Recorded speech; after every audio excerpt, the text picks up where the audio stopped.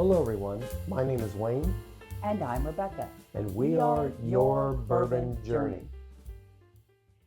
Back in March, we made a trip to northern Kentucky visiting all the distilleries that are in the area. And if you didn't know, there are about 10 now. So it can be a really, really fun weekend. But one of our stops was Augusta Distillery. It was actually our second visit there, and we did a full distillery tour, which we were very excited about. We ended up chatting and hanging out with the staff, as we like to do, because we have to get to know people and figure out what's going on. And we were trying to decide what to buy. And we looked into a couple of things that day, but one was I was very curious about trying the Buckner 15. And I asked our tour guide, I said, what is your favorite Buckner? Because they had several, and it's like a $300 item. She goes, well, my favorite is blah, blah, blah. And I said, well, I don't see it here. She goes, well, I keep them in the back room. We don't have any left. So I said, well, if you want to go get that and give me a taste, and I'll see. So she did, I did, and we did. So therefore we have it. There you go. So let me tell you a little bit about this bottle. I don't have a ton of information, but I'll share what I know. Buckner's single barrel 15-year-old is a bourbon whiskey. We do not know where it was distilled, but we understand from some press releases that it was somewhere in the Bardstown area. So we can go guessing for that. The mash bill is also undisclosed, but we do know it's 15 years old. We know its proof is 112.5. It was released at the end of 2024. It was barrel number 9 and bottle 92. We purchased this bottle on March 15th of 2025 for $299.99 at the Augusta Distillery. So I'm very excited to jump into this because I only had a small little taste that day that convinced me that we should purchase it. So let's take a look at the color and all that. Well, it's dark. It's pretty. It's a very pretty color. It's, I would say a medium amber, or yeah, it's more amber than mahogany because it doesn't have any reddish tones to it, really. See how the legs do. Well, in this case, normally I don't get legs, but boy, I am getting legs. Oh, yeah. I mean, they're heavy. I can almost hear ZZ Top. They're heavy. Well, let's check out the nose. Oh, I'm getting vanilla caramel. Yeah, it's almost like I walked into a bakery. Mm-hmm. And a light cinnamon, not a really heavy cinnamon. What I'm surprised about is I'm not getting any barrel notes on the nose, and I would think for a 15-year I would be getting that. I'm getting a lot of sweetness. Mm-hmm. Are you getting a fruit note, like a cherry? I'm getting a little bit of cherry hint. I'll know more when I taste it, but it's a slight hint of dark cherry. I'm getting I'm getting a sweetness, and I'm not 100% sure, but there's a specific thing that I'm identifying, and I don't know specifically what it is. Okay. It's very good on the nose. I can't wait to try this with these legs and the nose. So cheers to Buckner 15. I can't wait to try you. Cheers.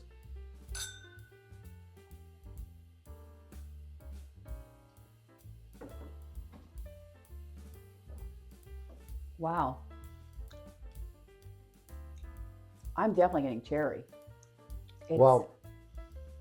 It's almost a sour cherry. I'm definitely getting barrel. What I didn't get on the nose of the barrel, I'm getting barrel. So that was your first thing on your palate for me, but it's like cherry. It was barrel. Like sour cherry. Often I get like a dark cherry, but this is more like a sour cherry. I was kind of digging it, almost like, I hate to sound like some of the folks that always talk about candy, but like a cherry Jolly Rancher, because they're a little bit sour. That's kind of what it's reminding me of. I'm going to have another sip because that kind of blew my mind. I don't normally get that. I never get that flavor. So. But I am loving the mouthfeel on this. It does match its beautiful legs that are just streaming down my glass. And that just makes it coat your mouth. It just feels great in your mouth. I'm getting some dark cocoa on the back now. Mm-hmm.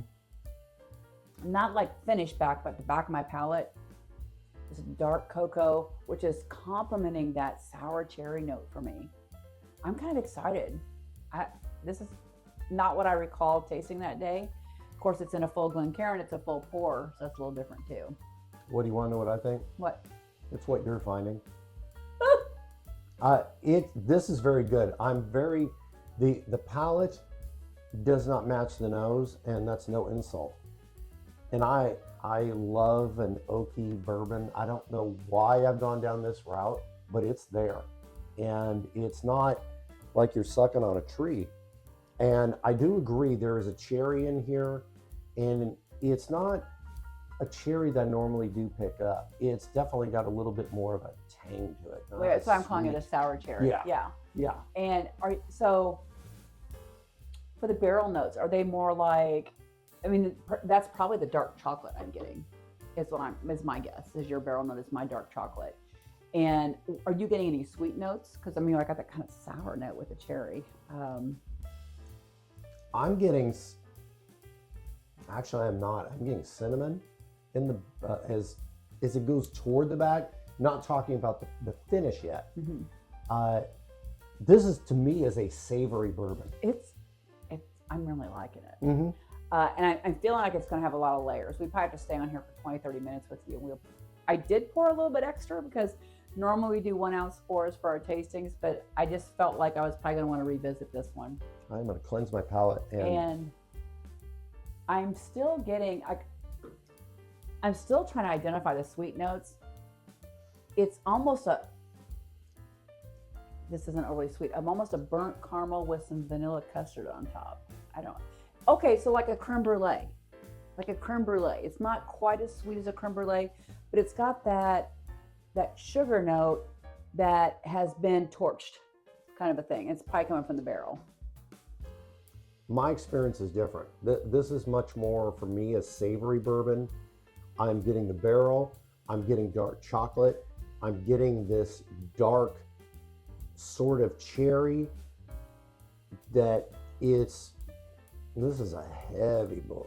This is a heavy hitter. Good. This is not something if somebody walks in that doesn't really drink bourbon, you do not pour this for them because they may face plant straight forward. And it's not a heavy proof at 112 and a not. half. It's not a heavy proof at all, but it has, and I use this term a lot and I apologize, but this is a multi-layer experience because one note things, I mean, if it's a great note, I'm okay with that. But I really embrace pours that have layer after layer after layer, and every sip gives you another nuance. And so you get something on your nose, something on your palate, and then the finish. We haven't really talked about that yet, but I mean, the palate just has so many layers that I'm just really enjoying. When you spend $300 on a bourbon that you had a small taste of, you get a little nervous that when you open it, you're like, did I do the right thing? I did the right thing. This is great. Well, what it reminds me of, and this is like an opposite comparison, but it's the same sort of thing, is it reminds me in a way of the Penelope Rio, where the Rio kind of kept so many layers. Yeah. It was like it would go to this, and then it would go to this, and it would go to this, and it would go to this, and it kept changing. This would be its old brother a savory brother. A savory brother that, has some power to it. And at the same time, even though it's got some power, I think the proof point is at the exact right spot. I think if it went 10 points higher, went to 122. Yeah, they pulled it at the right time. Yeah. But I am getting, in addition to the savory notes, I am getting some sweet notes because I am getting like a dark creme brulee. And again, that cherry note is just there and present. And it's almost like I said, a cherry dark Jolly Rancher, which I've never stated about any bourbon thus far in my life. But then to follow it up with a dark chocolate is a little mind blowing because you don't expect a cherry Jolly Rancher to be with a dark chocolate. So I'm going to taste it for the finish. I wish I were in your mouth because I love Jolly Ranchers. I don't eat them as much anymore, but that was a candy I liked.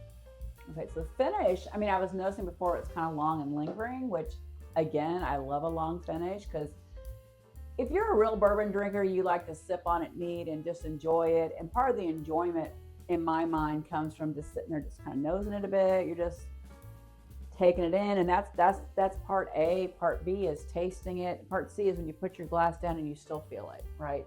And this one is really long and lingering. Mm-hmm. It's got a lot happening there as well. I'm getting, again, the dark chocolates appearing. I'm getting a little bit of leather. Are you getting the leather? Because you like leather a lot. Are you getting leather? I'm not getting leather myself. It is a slow, steady hug going down. It's lingering. Mm-hmm. And once again, I really like this. Even though at the same time my palate is really confused because there's some things in there that I'm not picking up, and at the same time, I am really enjoying this. Mm-hmm. I know that I'll kind of throw this in because we discussed it earlier. There's been rumors that this is in that category of that buffalo turkey. Yeah, I'm not feeling that. We've had the privilege, and I won't say who it is, that allowed us to try one, and it is not in that vein. Yeah, I'm not. It's the wrong kind of cherry. Yes, and I don't. Because I was looking for it because some reviewers have thought that, but I was looking for it, and the buffalo turkey has a very strong traditional cherry note to it. Mm-hmm. That is known, the Buffalo Trace is known for, and I'm not getting that same thing. The Jolly Rancher takes that down a different lane. Yes. So for me, anyway. Yeah, and when we have had the buffalo turkey, the cherry I get is almost a maraschino. It is very distinct and it's very sweet. This is kind of that cherry that you get in a cocktail. Mm-hmm. What is it for the old fashioned? You like doing the cocktails. What's the cherry that they put in it? A Luxardo. The Luxardo. This reminds me of a Luxardo cherry. Except it's for me, it's got a little bit of a sour note to it too, which I'm loving. Yeah. I'm loving because it's taking on this journey. I think that's what it is too. It's taking me on a journey of, I get a sweet note and a sour note, and I get a savory note, and then it comes back here, and then it's finishing with this like. And I'm not getting a lot of spice notes on this. And sometimes a 15-year-old, you'll get heavy spice, but I'm getting like a leather and a little bit of the dark chocolate on the finish, and even hints of that cherry coming through. But it starts very sour here and it was like light and floral on the nose. Then it went kind of like Jolly Rancher. Now it's like a deep dark cherry on the finish. It's just, I love a bourbon that takes you on this journey that doesn't confuse you, like you took a wrong turn. You know, it's like it makes sense. It's taking a proper path. It's evolving and it has layers, but it's not confusing you. Like, are you sure you didn't want to turn right there instead of left? So, you know what I mean? But everything it's doing makes sense. I think it's a bottle that if you are a serious bourbon drinker, not a passive bourbon drinker, if you are serious in your bourbon journey at this point, you need this on your shelf. It is very, very good. It is. Well, I was tempted, mind you, to do their 17-year-old when we were there. They had the 17-year-old in a great packaging. It came with a whole bunch of other stuff, but it was $700. And I just couldn't pull the trigger on $700, to be honest. I mean, I don't think we have anything that costs that at this point in time. We don't. I think $4.99 has been our top end. Yes. And we have more than one thing that we paid $4.99 for, but we've not gone past that. And I'm not saying we wouldn't, but I think starting out with this 15-year-old for $300 is a really good choice. It might make me want to try and maybe get a pour there at some point of the 17 and make a decision on that. But I would absolutely buy another bottle of this. And I don't know, they're all different. They're single barrels, but I would absolutely get another one. I'm just saying it's that good. It is that good. It is really. And I don't often say that about things over $200. It's really good. The probably the fact. I mean, Alex Castle now is a master distiller there. And of course, at this period of time, her stuff is not available. But when her stuff starts coming out, it's going to be ringers, and it's going to be probably at a different level. I bet she makes decisions. Oh, she's a smart cookie. If she's making decisions on, that can be a Buckner 15, and that can be this, and she's tasting because she's got a great palate. So she has a great palate. I'm sure even though she didn't distill it, she's making decisions on it. That's another reason they hired her. she has a great palate, and if you haven't met her, you know, she is a very nice person. Oh, she's sweet as the day is long. Down to earth. She's cute. She's funny.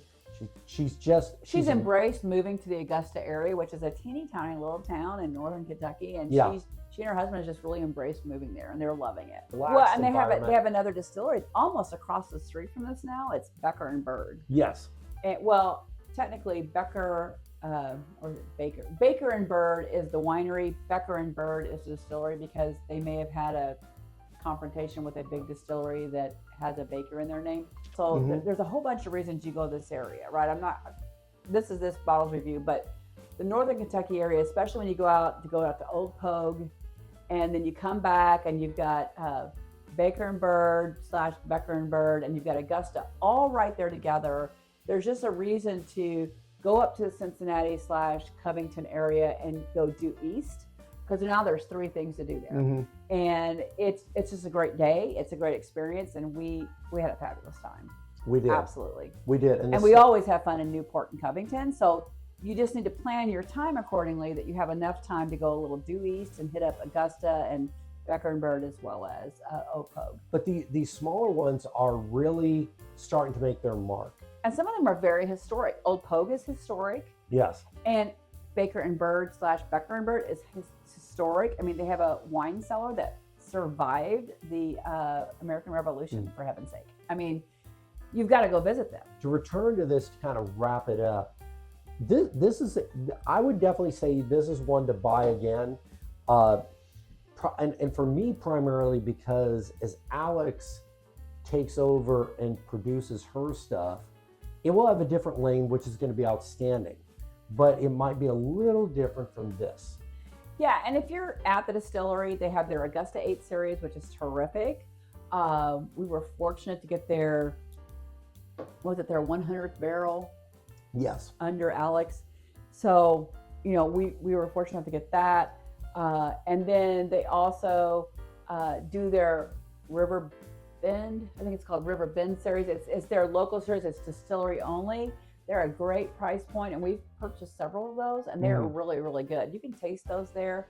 And so there's all kinds of options, but, you know, obviously, I don't know if I'd buy this on the secondary market. It ends up being really high, but for $300 to pick it up at the distillery, I would say yes all day long, and you can ask them for a small taste, or you can ask for a full pour if you really need. I probably could have done that, but I like their stuff enough that I knew if I got a small taste, I'd know if it was going to be a yes or a no for me, and that's what I went with.